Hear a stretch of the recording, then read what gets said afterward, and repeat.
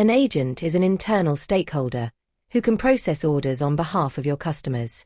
Agent accounts will usually be created for your sales team. In order to create an agent, navigate to the top right-hand icon and select Site Admin.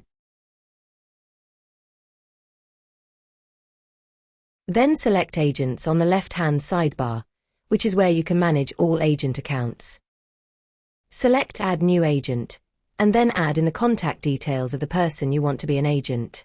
They will need a first name, last name, and email address. You can add in a telephone number, but this is not compulsory.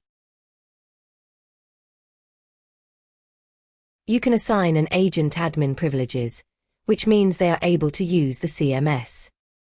On the right-hand side, you can choose which accounts they are able to access, or select all accounts. Set a password for your agent. Then select Save Changes. You can edit details from the agent list, or delete agents. If an agent ever forgets their password, they can use the Forgot Password link on the login page to reset their password.